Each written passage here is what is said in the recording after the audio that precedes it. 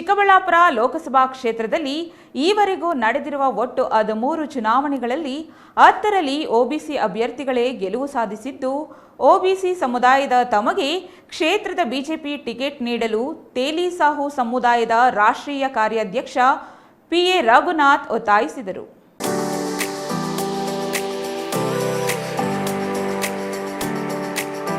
ಚಿಕ್ಕಬಳ್ಳಾಪುರದ ಪತ್ರಕರ್ತರ ಭವನದಲ್ಲಿ ನಡೆದ ಸುದ್ದಿಗೋಷ್ಠಿಯಲ್ಲಿ ಮಾತನಾಡಿದ ತೇಲಿ ಸಾಹು ಸಮಾಜದ ರಾಷ್ಟ್ರೀಯ ಕಾರ್ಯಾಧ್ಯಕ್ಷ ಪಿಎಂ ರಘುನಾಥ್, ಜನಸಂಖ್ಯೆ ಆಧಾರದಲ್ಲಿ ಒಬಿಸಿ ಸಮುದಾಯಕ್ಕೆ ರಾಜ್ಯದಲ್ಲಿ 5 ಕ್ಷೇತ್ರಗಳನ್ನು ನೀಡಲು ನಿರ್ಧರಿಸಲಾಗಿತ್ತು.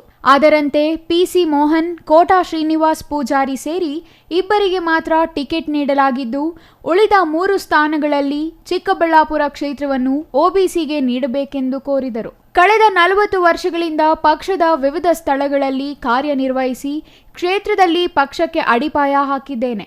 ಅಲ್ಲದೆ ವರಿಷ್ಠರು ಸೂಚಿಸಿರುವ ಕೆಲಸಗಳನ್ನು ಪ್ರಾಮಾಣಿಕವಾಗಿ ನಿರ್ವಹಿಸಿರುವೆ.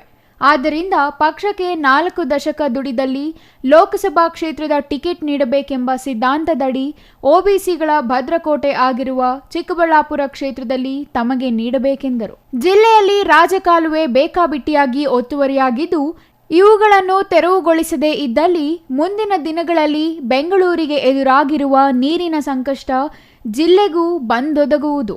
ಅಲ್ಲದೆ ರಾಜಕಾಲುವೆಗಳ ತೆರವಿನ ಜೊತೆಗೆ ಕೆರೆಗಳ ಪುನಶ್ಚೇತನ ಮಾಡಬೇಕಿದೆ. ಅಲ್ಲದೆ ಸಕಾಲದಲ್ಲಿ ಕಂದಾಯ ಇಲಾಖೆಯಲ್ಲಿ ರೈತರ ಕೆಲಸ ಕಾರ್ಯಗಳನ್ನು ಮಾಡಿಕೊಡಬೇಕಿದೆ. ಈ ಕುರಿತು ಅಧಿಕಾರಿಗಳಿಗೆ ಒತ್ತಾಯ ಮಾಡುವುದಾಗಿ ತಿಳಿಸಿದರು. ಪ್ರಧಾನಿ ನರೇಂದ್ರ ಮೋದಿ ಅವರ ವಿರುದ್ಧ ಮಾಜಿ ಸಂಸದ ವೀರಪ್ಪ ಮೊಯ್ಲಿ ನೀಡಿರುವ ಹೇಳಿಕೆಯನ್ನು ಖಂಡಿಸಿ ಮಾನನಷ್ಟ ಮೊಕದ್ದಮೆ ದಾವೆ ಹೂಡುವ ಕುರಿತು ತಜ್ಞ ವಕೀಲರ ತಂಡದೊಂದಿಗೆ ಚರ್ಚಿಸಿ ಅವರ ಸಲಹೆ ಸೂಚನೆಯ ಮೇರೆಗೆ ಕಾನೂನು ಸಮರ ಸಾರಲಾಗುವುದು ಎಂದು ಹೇಳಿದರು. ಸುಮಾರು ವರ್ಷಗಳ ರಾಜ್ಯ ಕಾಲುವೆಗಳೆಲ್ಲ ಮಾಯ ಆಗಿಬಿಟ್ಟಿದೆ. ನೀರು ಮಳೆ ಬಿದ್ದರೆ ರಾಜ್ಯ ಕಾಲುವೆಗಳಿಂದ ಕೆರೆಗಳು ತುಂಬಬೇಕು. ಆ ನೀರು ಅದಕ್ಕೆ ಶೇಖರಣೆ ಆಗ್ತಾ ಇಲ್ಲ. ಆ ರಾಜಕಾಲುವೆಗಳು ಮತ್ತು ಕೆರೆಗಳು ಸರ್ವೆ ಮಾಡಿ ಎಲ್ಲೆಲ್ಲಿ ರಾಜಕಾಲುವೆ ಇದೆ ಅದನ್ನು ಟ್ರೇಸ್ ಮಾಡಿ RCC ಕಾಲುವೆಗಳನ್ನು ಮಾಡಿ ನೀರನ್ನು ಮುಂದಿನ ಜನಾಂಗಕ್ಕೆ, ಮುಂದಿನ ಪೀಳಿಗೆಗೆ. ಇವತ್ತು ಬೆಂಗಳೂರಲ್ಲಿ ಕುಡಿಯೋ ನೀರು ಪ್ರಾಬ್ಲಮ್ ಇದೆ. 2 ಬಕೆಟ್ 3 ಬಕೆಟ್ ಕೆಲವು ಏರಿಯಾದಲ್ಲಿ ನೀರಿನ ಸಮಸ್ಯೆ ಹೆಚ್ಚಾಗಿದೆ. ನಮ್ಮ ಚಿಕ್ಕಬಳ್ಳಾಪುರದಲ್ಲಿ ಪಾಲಾರು ಮತ್ತು ಪಿನಾಕಿನಿಯ ಉದ್ಭವ ಸ್ಥಳ ಇದು.